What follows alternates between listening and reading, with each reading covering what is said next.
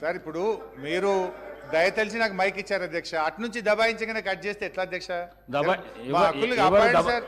ఎవరు దబాయించలేదు హరీష్ రావు గారు, మీరు ఇచ్చి కట్ చేస్తారు కదా సార్. ఎవరు దబాయించలేదు. 1 మినిట్ సార్. ఇప్పుడు మీరు గౌరవనీయులు రాజగోపాల్ రెడ్డి గారికి మైక్ ఇచ్చారు, నేను ఆయన పేరు తీసుకోలేదు, సందర్భం లేకుండా మీరు ఆయనకు మైక్ ఇచ్చారు అధ్యక్ష. సరే అధ్యక్ష, ఆయనకు మైక్ ఇచ్చినప్పుడు he took my name, he made derogatory comments, మరి దాన్ని క్లారిఫై చేసుకోవాలి కదా అధ్యక్ష. మీరు మా దిక్కు కూడా చూడకుండా మైక్ అయిపోతే అన్యాయం అవుతుంది అధ్యక్ష.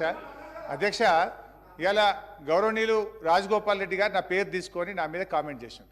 నేను ఒక విషయం చెప్పదలుచుకున్నా రాజగోపాల్ రెడ్డి గారికి, ఆ పార్టీకి, మీ పార్టీ లాగా 50 కోట్ల రూపాయలు ఇచ్చి పిసిసి అధ్యక్ష పదవి కొనుక్కునే కర్మ మాకు అక్కర్లేదు.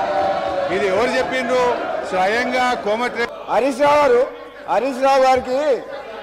హరీష్ రావు గారికి గంట సమయం ఇచ్చినా కానీ హరీష్ రావు గారికి గంట సమయం ఇచ్చినా కానీ సమయం సరిపోలేదని అంటున్నారు అధ్యక్ష. సార్ కూర్చో సార్.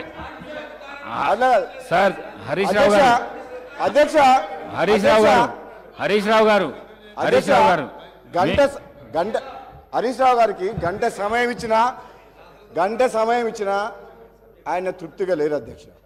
ఎందుకంటే వాళ్లకు మన ఊళ్ళలో ఏమంటారు అధ్యక్ష, మేనమామ సాలు వచ్చిందంట అధ్యక్ష. అంటే ఆయనకు మాటలు చెప్పడంలా, అబద్ధాలను నిజం మాట్లాడట్లా. ఆ కేసీఆర్ గారు ట్రైనింగ్ మాత్రం కేసీఆర్ కుటుంబ సభ్యులకు మేనల్లునికి మాత్రం చాలా పోలికలు వచ్చినాయి అధ్యక్ష. ఇంత సమయం ఇచ్చిన తర్వాత కూడా మరి గవర్నమెంట్ని ఇట్లా మాట్లాడడం అంటే ఏంటి అధ్యక్ష ఇదంతా? అధ్యక్ష, నేను ఎందుకు చెప్తున్నా అంటే మన వ్యక్తిగతంగా నా పేరు తీసుకుంటా అధ్యక్ష.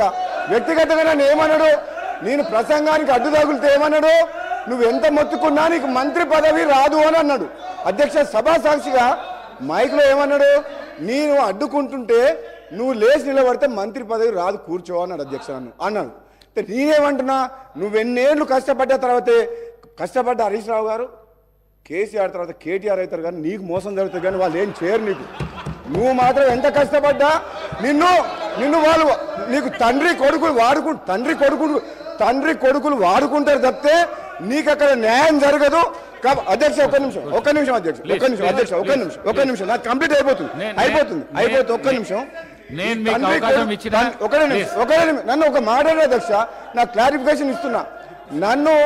నాకు మంత్రి పదవి రావాలన్నా వద్దా మా ముఖ్యమంత్రి గారు మా అధిష్టానం నిర్ణయం తీసుకుంటుంది. నిన్ను మాత్రం తండ్రి కొడుకులు వాడుకున్నంత అన్నట్టు మాక్సిమం వాడుకుంటారు అధ్యక్ష. నేను చెప్తాను నీకు. ఇప్పుడు శ్రీధర్ బాబు గారు మాకు సలహా ఇచ్చారు, సంతోషం. మరి వారి సభ్యులు కూడా మా మీద నోటికొచ్చినట్టు మాట్లాడినరు, వారిని విత్డ్రా చేసుకోమని చెప్పండి.